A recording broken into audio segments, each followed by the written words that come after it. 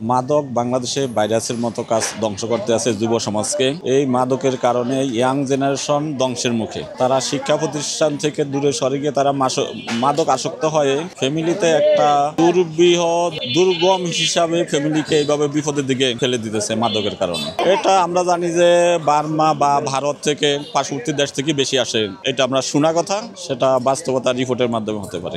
এটা অবশ্যই তারা যদি কঠোর থাকতো তাহলে বাংলাদেশে কোনো মাদক ঢুকতে পারতো না। তাদের বিভিন্ন দুর্বলতার কারণে, তাদের অসৎ চিন্তার কারণে মাদকটা ঢুকতে পারে।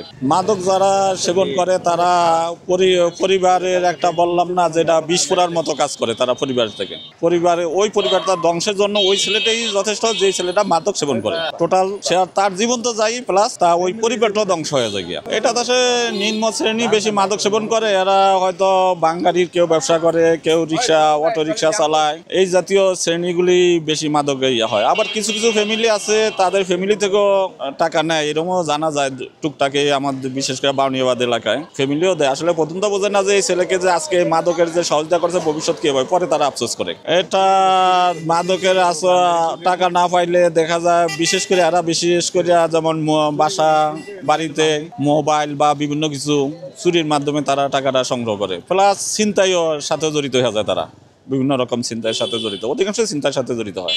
এটা আসলে বাস্তব কথা, যেটা আমরা আমাদের এলাকার মাদক নিয়ে আমি যখন পল্লবী থানার বেশ কিছু বা এসআইদের সাথে যোগাযোগ করছি যে আমাদের এলাকা থেকে বাউনিয়াতে কিভাবে মাদকটা উৎখাত করা যায়, এটা কিভাবে বন্ধ করা যায়, তারা বিভিন্ন অজুহাত দেয় যে এটা তো আমাদের কাজ না, এটা সেনাবাহিনীর কাজ, এটা র্যাবের কাজ।